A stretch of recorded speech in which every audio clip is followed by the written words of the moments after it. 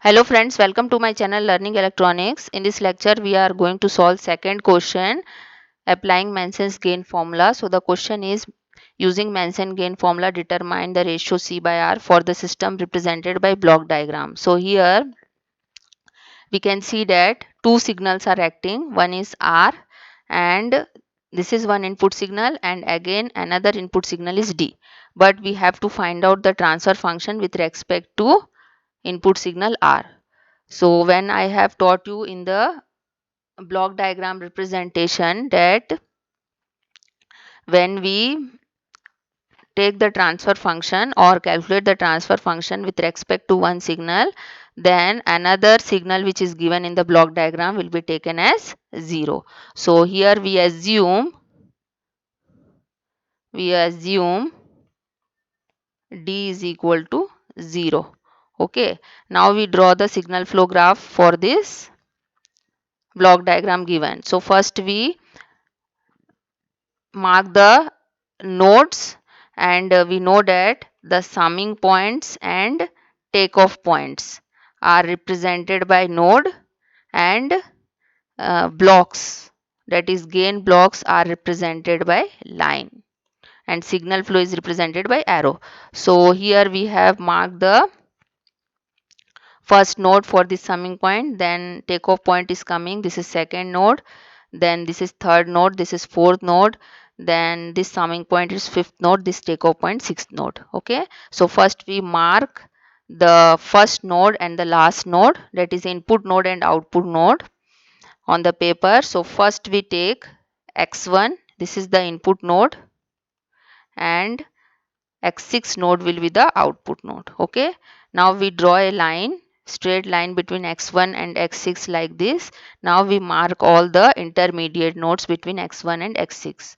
So x2 first intermediate node, then x3 will come, then x4, then x5, then x6. Okay, now between node number 1 and 2 there is no gain block. That means here we represent it by a straight line between x1 and x2 with a arrow, and here we write gain 1. Okay, now between node number 2 and node number 3 there is a block of G1, so we represent one line in between x2 and x3 with a arrow and we write here G1. Again between node number 2 and node number 3 there is a block of G2. One curve will be drawn between node number 2 and 3 and here we write G2. Okay, now coming to the node number 3, between node number 3 and node number 4 there is a block of G1, so here we mark G3. Okay, now between node number 4 and node number 3 there is a feedback block, that is H1. So again we draw a curve between 4 and 3 like this, and here we mark H1, and this H1 block is getting subtracted at the summing point, so here minus H1 will come in the SFG. Okay, now going to the fourth node, between fourth and fifth node there is no block, that means its gain will be 1. Now here one signal is coming, so we have already assumed the signal as 0, so we don't have to mark this signal. Now between node number 5 and node number 6 there is a block of G4, so here we write G4. Okay, now last block is between 6th node and the first node there is a block of H2. Between 6th node and first node, okay, there is a block of H2, and this H2 is also getting subtracted at this first summing point, then it will be minus of H2 in the SFG representation. So this is the signal flow graph for this block diagram representation given. Now to apply the Manson's gain formula we have to first find the forward paths. So first forward path is x1, x2, x3, x4, x5, x6. What is the definition of forward path?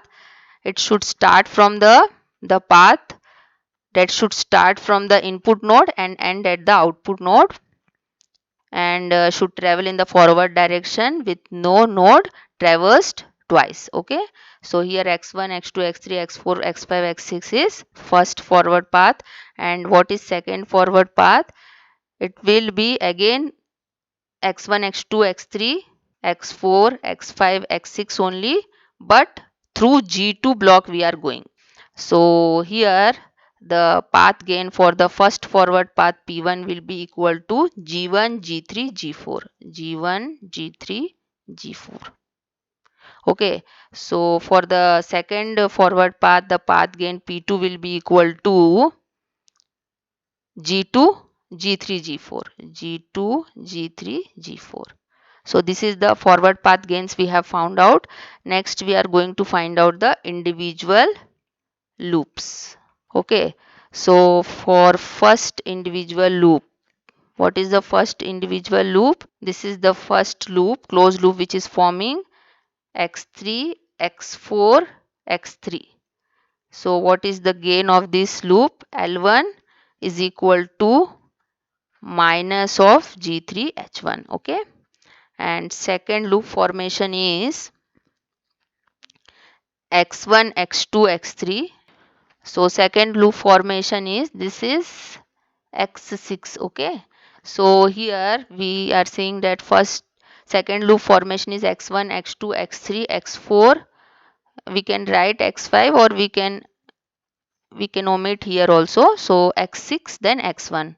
So this is the second loop, and what is the loop gain for this? L2 will be equal to G1, G3, G4 minus of H2, which is equal to minus of G1, G3, G4, H2. Third loop is through G2 we are going. So this will be the same x1, x2, x3, x4, x5, x6 to x1. So this will be the same loop path. So the L3 will be equal to minus of G2, G3, G4, G2, G3, G4, then H2. Okay, so these are the individual loop we have found out for this SFG. Now we apply the Manson's gain formula. So how many forward paths we have found out? 2. That means here K is equal to 2. So the overall transfer function formula C by R is equal to T by Manson's gain formula.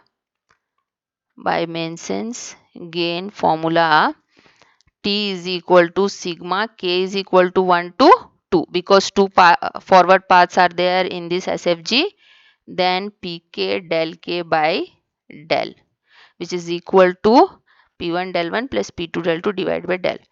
Now for first forward path P1, we have to find out del 1, and del 1 is, in the del 1 formula we have all the individual loops which are not touching P1, but here we are seeing all the loops which we have found out are touching the P1 path. So del 1 here will be equal to 1, and next forward path is P2, and for this we have to find out the path factor del 2, and in the formula of del 2 all the individual loops which are not touching P2 will come, but here we are seeing that all the loops are touching P2 also. That means del 2 will also be equal to 1 here.